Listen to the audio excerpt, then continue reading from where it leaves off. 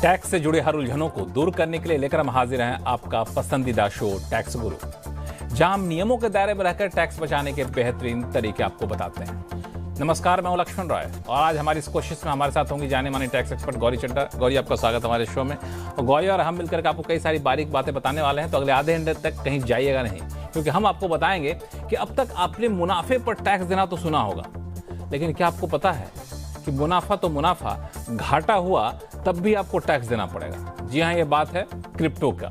इस पर बातचीत करें आगे शो में चल करके।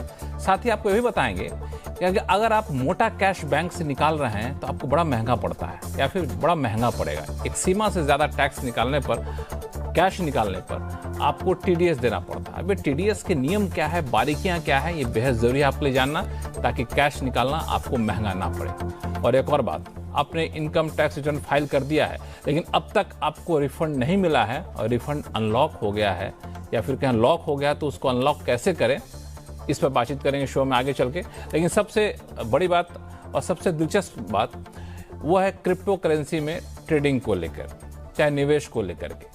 अब तक हम सुनते हैं आ रहे हैं कि जब भी हमें कोई मुनाफा होता है तो उस पर मुनाफे पर टैक्स देना होता है। ठीक है, यहाँ तक तो सब ने स्वीकार कर लिया है, लेकिन घाटा होने पर भी टैक्स देना पड़ेगा आपको। आखिर कैसे, ये समझते हैं गौरी से। गौरी, ये तो बड़ा अजीबोगरीब सुनने में लग रहा है कि घाटे पर भी आपको टैक्स देना पड़ेगा। बिल्कुल लक्ष्मण, देखिए क्रिप्टो करेंसी की जो टैक्सेशन होती है वो काफ़ी अलग तरीके से होती है, क्योंकि सरकार की शुरू से नज़र रही है क्रिप्टो करेंसी पर। तो आम तौर पर हम अगर कोई बिजनेस इनकम जनरेट करते हैं या हम कोई कैपिटल गेन्स हमारी इनकम होती है तो उसमें हमारा एक प्रॉफिट होता है। अगर लॉस होता है उस लॉस को हम माइनस कर देते हैं उस प्रॉफिट में से और बैलेंस पे हमें टैक्स देना पड़ता है। और अगर लॉस आपका ज़्यादा है तो आपको टैक्स नहीं देना होता। ये आम तौर पे जो कानून है वो ये कहता है। और आपने देखा होगा कि मार्च के महीने में बहुत लोग अपना शेयर्स में से लॉस जनरेट करने की कोशिश करते हैं कि हम लॉस बुक कर लें, ताकि जो हमने पूरे साल में प्रॉफिट कमाया है वो एडजस्ट हो जाए और हमें ज़्यादा टैक्स ना देना पड़े। ये कानून क्रिप्टो करेंसी में लागू नहीं होता। जैसे कि क्रिप्टो करेंसी में आपने एक करेंसी बेची बिटकॉइन और उस पर 1000 रुपये का प्रॉफिट हुआ और आपने एक इथीरियम बेचा जिस पे 2000 रुपये का लॉस हुआ। कायदे से देखेंगे तो क्रिप्टो करेंसी में आपको तो नेट 1000 रुपये का लॉस हुआ है, लेकिन यहाँ पे सरकार कहती है कि आपका जो लॉस हुआ है उसको सबको इग्नोर कर दीजिए, उसको हम नहीं देख रहे। जो प्रॉफिट हुआ है 1000 रुपये का बिटकॉइन से, उसके ऊपर आप हमें 30% स्ट्रेट अवे टैक्स दे दीजिए, क्योंकि हाईएस्ट टैक्स का जो स्लैब है वो इसके ऊपर एप्लीकेबल होता है। जो हमारा 2000 रुपये का नुकसान हुआ वो नुकसान के उसको भूल जाइए, उसको इग्नोर कर दीजिए, उसका कोई फायदा नहीं मिलेगा। जबकि शेयर वगैरह में तो ऐसा होता है कि आपको लॉस प्रॉफिट मिला करके टोटल क्या हुआ। बिल्कुल, आपको ध्यान होगा हमने कई बार इसमें टैक्स लॉस हार्वेस्टिंग की बात की कई शोज में, कि कैसे आप अपना प्रॉफिट को एडजस्ट कर सकते हैं लॉस से और अल्टीमेटली आपका जो टैक्स है वो कम हो जाएगा या हो सकता है ना बने अगर आपका लॉस ज़्यादा है। लेकिन वो जो कॉन्सेप्ट है जो आपका इक्विटी शेयर्स में या कैपिटल गेन्स की बाकी इनकम में या आपके बिजनेस इनकम में अप्लाई होता है, वो यहाँ पे एप्लीकेबल नहीं है। इस वजह से क्रिप्टो करेंसी में आपको लॉस को इग्नोर करना है और प्रॉफिट के ऊपर आपको सीधा हाई रेट पे 30% पे टैक्स देना और एजुकेशन सेस तो उस पर लगेगा ही। 12 लाख वाले ब्रैकेट में तब भी आपको इसमें देना पड़ेगा। ये फ्लैट, ये स्पेशल रेट ऑफ इनकम है, ये स्लैब से कोई मतलब ही नहीं है। किसी का हमने 4 लाख रुपए तभी देना पड़ेगा। बिल्कुल बिल्कुल। मतलब एक तरह सरकार चाहती नहीं है कि आप क्रिप्टो करेंसी में ट्रेडिंग करें, बैन लगा नहीं सकती तो तमाम तरह के पाबंदियां या फिर के बंदिशें लगाई ताकि आपको डिस्करेज किया जा सके। फिर भी आप अगर उत्साहित है क्रिप्टो करेंसी को लेकर के तो ये बड़ी बारीक बात है जो गौरी ने बताया।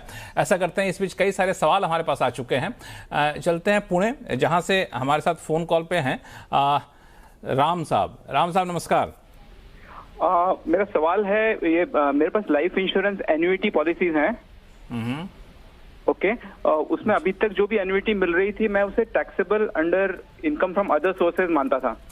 लेकिन मैंने कहीं पढ़ा है कि कुछ एक्सक्लूजन रेशियो करके होता है जिसमें जो प्रिंसिपल अमाउंट का जो रिटर्न है वो नॉन टैक्सेबल हो सकता है। तो लेकिन ये अपने इंडियन टैक्स लॉज में अवेलेबल होता है क्या एक्सक्लूजन रेशियो, जिससे कि हम लोग रिटर्न ऑन प्रिंसिपल अमाउंट को non taxable component of annuity मान सकते हैं? ठीक है, हमारे साथ गौरी हैं, टैक्स एक्सपर्ट हैं। गौरी बताएं। गौरी, देखिए, जो एन्युटी प्लान्स होते हैं ना, इसमें बहुत तरह के प्लान्स आते हैं। तो जो आपकी एन्युटी आ रही है आपको मंथली बेसिस या क्वार्टरली बेसिस पे जो आपको पे आउट आ रहा है, कायदे से आपको वो, जैसे आप दिखा रहे हैं, आपको अपने टैक्स स्लैब में ऐड करके उसके ऊपर टैक्स देना होता है। ये जो आपने एक्सक्लूजन रेशियो की बात की, ये होता है, इसका कॉन्सेप्ट ये होता है कि जब आप रिडीम कर रहे हैं तो आपका एक प्रिंसिपल का पोर्शन रिडीम हो रहा है और कुछ आपको इंटरेस्ट मिल रहा है। लेकिन ये कॉन्सेप्ट अगर है भी तो भी हम सिर्फ इस बेसिस पे इसकी कैलकुलेशन नहीं कर सकते। आपने जिससे पॉलिसी ली है, आप अपने एजेंट से एक बार बात करेंगे और उनसे पूछेंगे कि जो आपको एन्युटी आ रही है उसमें क्या ये डिफरेंस है कि प्रिंसिपल का अलग अमाउंट आ रहा है, इंटरेस्ट का अलग आ रहा है। अगर वो कहते हैं हाँ इसमें ऐसा ही है और आपको सिर्फ इंटरेस्ट पे टैक्स देना है, तो आप उनसे वो रिटर्न कंफर्मेशन लेंगे, उनसे कैलकुलेशन लेंगे, क्योंकि उसकी कैलकुलेशन भी आपको वो ही देंगे। अगर कैलकुलेशन वो देते हैं और कंफर्म करते हैं कि इसमें दोनों पोर्शन है, तो आप अपनी रिटर्न भरते समय आप टैक्सेशन वाला आपको जो प्रिंसिपल है उसको बाहर कर देंगे और बैलेंस के ऊपर आप टैक्स दे देंगे। लेकिन अगर ये डॉक्यूमेंट्स आपको वो नहीं देते हैं तो आप इसको फुल्ली टैक्सेबल दिखाएंगे, जैसे कि आप करते आ रहे हैं, क्योंकि वो ही सही तरीका है। अदरवाइज आपको नोटिस आने का चांस हो जाता है। तो अपने मन से नहीं बता सकते कि प्रिंसिपल ये इंटरेस्ट है? बिल्कुल भी नहीं। आपको चेक भी करना जरूरी है और सिर्फ ओरल कंफर्मेशन पे रिलाई नहीं करना, उनसे कागज भी लेना है, ईमेल पे कंफर्मेशन, और कैलकुलेशन भी लेनी है। कैलकुलेशन भी आपने वही यूज करनी है जो वो देंगे। अगर वो बोलते हैं कि नहीं हमारा ऐसा कॉन्सेप्ट नहीं है इस पॉलिसी में, फिर तो आपको पूरे पे ही टैक्स देना है। चलिए चलते हैं रांची, जहां से अशोक कुमार यादव जी हमारे साथ फोन लाइन पर जुड़ चुके हैं। अशोक जी नमस्कार। नमस्कार सर। बताएं क्या कंफ्यूजन है? सर मैंने जो है असेसमेंट ईयर ये 2021 का है और मैंने जो ITR फाइल किया था उसमें मुझे 94,800 का मुझे रिटर्न मिलना था। बट वो काफी दिन मैंने इंतजार किया, वो रिटर्न नहीं आया। बाद में मुझे पता चला कि कोई एक लेटर जो है वो मुझे भेजा गया था, उसमें कुछ करेक्शन के लिए वहां से ऑफिशियल से, तो वो मुझे नहीं मिल पाया था। तो मैंने जब वहाँ ऑफिस जाकर के पता किया तो वो बोला कि वो लाइन जो है वो लॉक हो गया है। तो वो लॉक हो जाने के बाद जो है मैंने वहाँ के ऑफिसर से, सेक्शन ऑफिसर्स वगैरह से मिलकर के बात की, तो फिर ये हुआ कि आप एक कंडोनेशन जो है लेटर जो है वो आप दे दें और उसके बाद जो उसको अनलॉक किया जाएगा। तो मैंने the principal commissioner of income tax को जो है एक चिट्ठी भी लगाई उसको लेकर के कि इसको अनलॉक किया जाए और उसको जो है मेरा रिटर्न के लिए उसको हमको फिर से करने के लिए दिया जाए। बट वो अभी तक, ये मैंने जनवरी 23 में फाइल किया, अभी तक कोई जवाब नहीं आया और मेरा रिटर्न अभी तक नहीं मिल पाया। तो जनवरी 23 के बाद से कोई कम्युनिकेशन नहीं हुआ आप लोगों के बीच में? नहीं, मैं 1-2 बार गया भी तो बोला कि नहीं आपको आना होगा तो आपको चिट्ठी जाएगी। तो जाने की जरूरत तो पड़नी नहीं चाहिए। रकम अच्छी खासी 94,800 रकम है और फाइनेंशियल 2020-21 का है। इसमें मुझे लगता है थोड़ी गलती ये हुई है कि हमने जो कम्युनिकेशन आई थी डिपार्टमेंट से वो हमने मिस कर दी। हालांकि सारी कम्युनिकेशन आपको ऑनलाइन पोर्टल पे मिल जाएगी, तो आप जो मैनुअल चिट्ठी की आप पर जो रिलाई कर रहे हैं उसको छोड़ के आप अपना income tax portal log in करिए। इनकम टैक्स पोर्टल पे सारी इन्फॉर्मेशन आपको मिलेगी। अपने पोर्टल पे आप डिमांड उस जो रिफंड है वो उस असेसमेंट ईयर का आप देखिए क्या रीजन है। जब आप चेक स्टेटस करेंगे रिफंड का तो उसमें लिखा आएगा कि आपका रिफंड क्रेडिट नहीं हुआ है बैंक में, उसका क्या रीजन है। पहले रीजन पता होना बहुत जरूरी है। हो सकता है आपका बैंक अकाउंट प्री वैलिडेटेड ना हो, या हो सकता है कि कोई और इशू हो सकता है कोई डिमांड ऑलरेडी आउटस्टैंडिंग हो, उसके अगेंस्ट एडजस्ट किया हो। कोई भी रीजन हो सकता है आपका रिफंड ना आने का, और वो रीजन आपको पोर्टल पे अपने पैन से लॉगिन करके ही पता लगेगा। दूसरी बात, अगर कोई ऐसा कारण नहीं है जिसकी वजह से आपका रिफंड रुका है और उस टाइम पे कोई टेक्निकल ग्लिच था या कोई ऐसा इशू था, तो आप जैसे आप मिलके आए ऑफिसर से, आपको उनसे थोड़ा सा फॉलोअप हो सकता है करना पड़े, और आप उनको अगर दोबारा कंडोनेशन देंगे, रिक्वेस्ट करेंगे और कोई रीजन एज सच नहीं होगा उसको ब्लॉक रखने का, तो वो रिफंड क्रेडिट कर देंगे। मीनवाइल इनकम टैक्स पोर्टल पे ही एक ग्रीवियंस सेल है जहाँ पे आप ऑनलाइन जाके अपना ग्रीवियंस रजिस्टर कर सकते हैं। उसमें आप पूरा एक्सप्लेन करिए कि ऐसे आपका रिफंड ऑन होल्ड है और अभी तक आया नहीं है। साथ ही साथ जो इनकम टैक्स डिपार्टमेंट की हेल्पलाइन है वहाँ पे भी आप बात कर सकते हैं। वो पूरी आपकी प्रॉब्लम समझेंगे भी और आपको गाइडेंस देंगे और शायद आपको बताएंगे कि इस ईमेल आईडी पे आप अपनी कॉन्डोनेशन को ईमेल करिए और आप वो जैसे भी गाइड करेंगे आप वैसे फॉलो अप करिए। लेकिन ये जानना सबसे ज़रूरी है कि कारण क्या है ये रिफंड को रोकने का, क्योंकि जब तक उसको सॉल्व नहीं करेंगे रिफंड नहीं आएगा। Thank you so much Ashok ji हमसे संपर्क करने के लिए। चलते हैं अब अहमदाबाद, जहां से रामचंद्र दहिया साहब हमारे साथ फोन लाइन पर जुड़ चुके हैं। रामचंद्र जी नमस्कार। नमस्कार जी। आज राम नाम के लोग बहुत आ रहे हैं हमारे शो में। आपसे पहले भी कॉलर उनका भी नाम राम था। राम नाम पार करेगा। बिल्कुल बताएं क्या उलझन मेरा है? एक क्वेश्चन है for specific section of the society handicaps के लिए।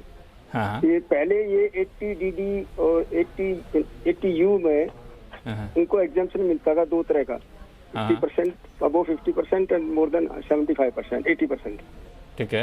इस साल से उन्होंने कोई सर्टिफिकेट इंट्रोड्यूस किया है इनकम टैक्स ने, फॉर्म नंबर 10(1)A, जिसमें उन्होंने बहुत लिमिटेड वो कर दिया, disability suffering from autism, cerebral palsy, multiple disability, यानी जैसे ऑर्थोपेडिक हैंडीकैप है या वो इस तरह से कोई वो है, तो वो सब उन्होंने एक्सक्लूड कर दिया। क्या ये कोई नया इंट्रोडक्शन है? क्या है? नहीं, देखिए जो सेक्शन 80U की डिडक्शन होती है वो पहले भी मिलती थी, अभी भी मिलती है। उसमें जो डिसेबिलिटीज़ लिस्ट की गई हैं उसमें कोई चेंज नहीं है, एक्सक्लूजन कुछ भी नहीं है। आप जो भी डिसेबिलिटी कैटेगरी में आप एग्जेम्पशन लेना चाहते हैं आप उसको अवेल कर सकते हैं।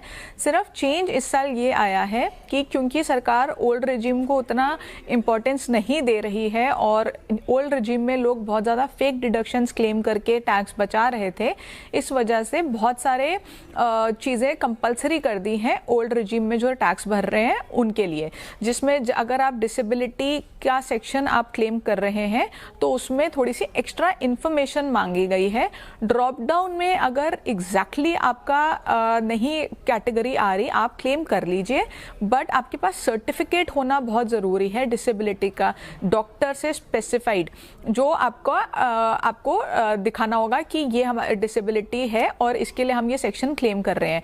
कोई ऐसा चेंज नहीं है, डिसेबिलिटी कोई भी सेक्शन 80U से बाहर नहीं की गई है। तो कोई सेक्शन से बाहर नहीं किया गया, इसको सिर्फ एक कह सकते हैं फॉर्मेटिंग चेंज किया गया। हाँ जी। कोई कंफ्यूजन नहीं है सर्टिफिकेट में। सॉरी क्या कह रहे हैं आप?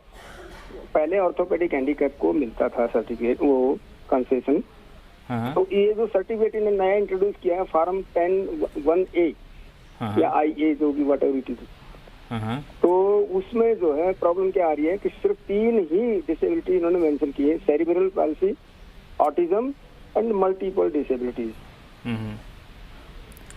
आपके पास डॉक्टर का सर्टिफिकेट है डिसेबिलिटी का? या डॉक्टर का सर्टिफिकेट है, वे बैक सिंस यानी 80s, 90s एंड 2007 में भी दिया, वो भी दिया। तो आप अगर ड्रॉप, हाँ जी, फाइन उसमें जो ये भर रहे थे ना, IT रिटर्न भर रहे थे, उसमें वो सर्टिफिकेट का नंबर ये जो कुछ डाला, कोई एक्सेप्ट नहीं किया, आगे खुला ही नहीं।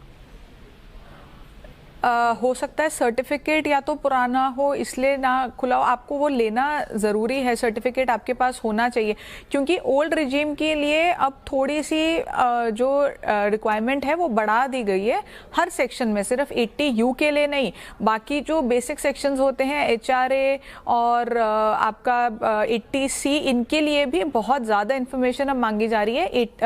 अगर आप ओल्ड रिजीम में रिटर्न फाइल कर रहे हैं तो आप उसमें जितनी भी डिडक्शंस ले रहे हैं उसमें आपको ये एक चैलेंज आएगा। तो हर चीज का आपके पास रिसीट होनी चाहिए, एक्नॉलेजमेंट होनी चाहिए, प्रॉपर कागज होने चाहिए। चलते इसको देखिएगा दहिया साहब, एक और कोशिश करके, जैसा कि गौरी ने बताया है, फिर कोई कन्फ्यूजन होता है तो हम लोग इसको दूर करने की कोशिश करेंगे। फिलहाल वक्त है छोटे से ब्रेक का। ब्रेक के बाद बताएंगे कि अगर आप ज़्यादा मोटा कैश निकालते हैं बैंकों से तो आपको बड़ा महंगा पड़ेगा और इसके लिए TDS कटता है, उसके नियम क्या हैं, बारीकियां क्या हैं, वो आपको जानना बेहद ज़रूरी है। बताएंगे छोटे से ब्रेक के बाद। क्या था?